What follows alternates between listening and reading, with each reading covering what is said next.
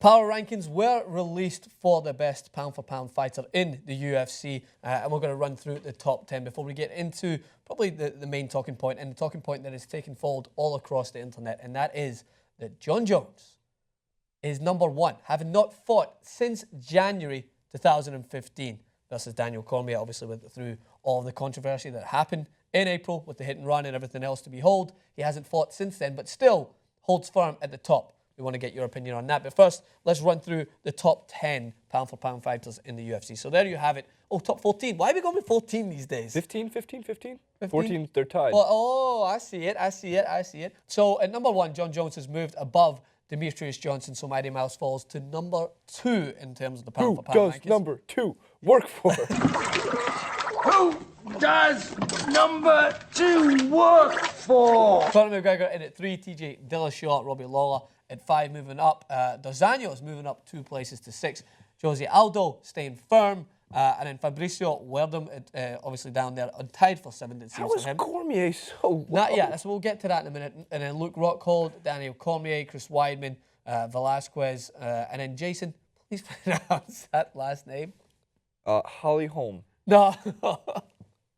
Just give it a shot. Ronda Rousey. All right, you got it. You nailed it. All right, so... Joanna Jurdejic. All right, so for instance, before we get into this... Oh, Jurdejic. No. Jurdejic.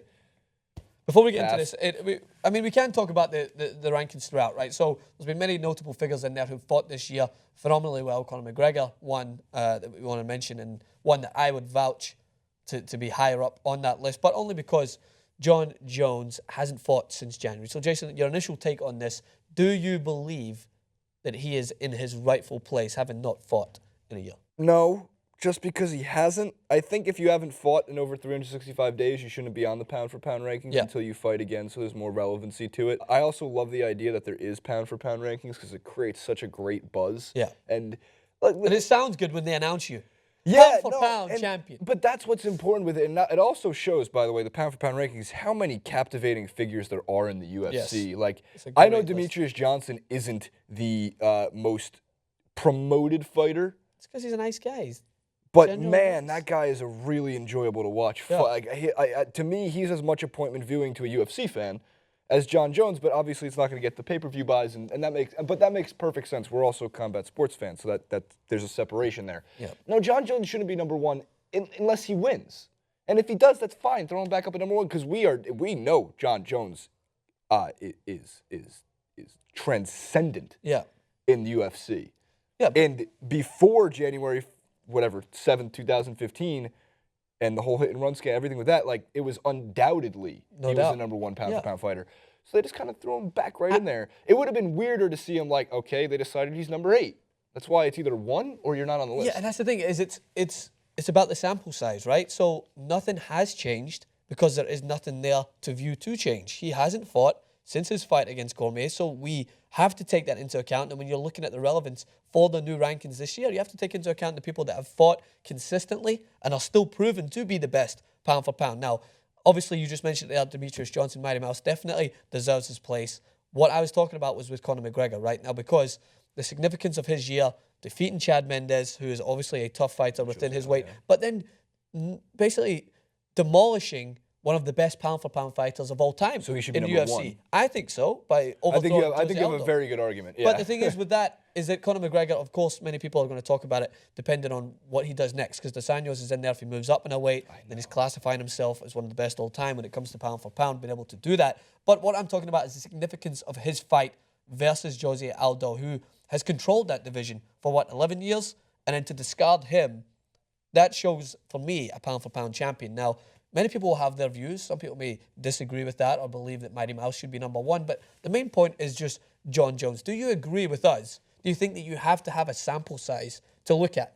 I just don't understand it. I just think that many days in a year, so many things can change. It's just like holding relevance. For instance, if a football player, I'm going to make this comparison, I don't care if I'm crossing sports, someone gets injured for a year, you can't consider that person still the best in the world. Messi gets injured for a year, right? Doesn't kick a ball. Ronaldo is banging in goals, playing phenomenally well. He's the best player that year. That's a He's fair the best reference. player. I mean, we're going to bring it to NBA real quick. I said Paul George is a top 5 player when healthy, and it actually turns out to be that he is a top 5 player when healthy, but we didn't see him for a year, so we didn't know what was going to happen. Therefore, it's either Jon Jones is number 1 or he's not on the list. I think that's kind of a fair way to do it. Yeah. Also, Jon Jones took to Instagram, never afraid of social media. I love how much the UFC fighters call each other out, and took a little shot at Daniel Cormier.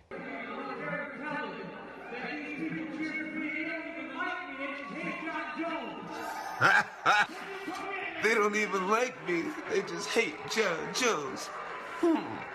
Very good self-promoter. And, I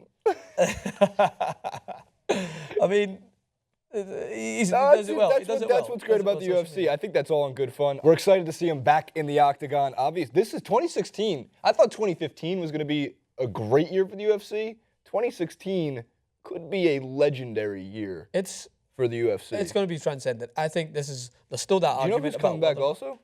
Anderson Silva. Anderson Silva's coming back. And what is also talked about as well is is it already bypassed boxing, which I believe it has, just from a worldwide neutral audience. I think there's still the boxing niche that's always going to watch it. But I'm part of the boxing niche, so are you. But the same thing is just from an overall perspective, I think UFC, with all these figures, it just shows there that the amount of people that are on that list are significant figures in this industry. You put forward the top 20 boxers, nothing against those who follow the sport religiously well, but you put that to an overwhelming audience, and I don't think they will be as relevant, and that many people will be able to reside with everyday fans of the combat sport. So I just think that it's going to be a great year for UFC. We're looking forward to Holly Holm, Ronda Rousey Part 2. We don't know what Conor McGregor's going to be up to. Fantastic year all round. We'll be right here on TYT Sports covering it. Make sure to hit that like button, hit the subscribe button, trying to get to 250 subs. What a good milestone that will be. Jason will eat a shoe.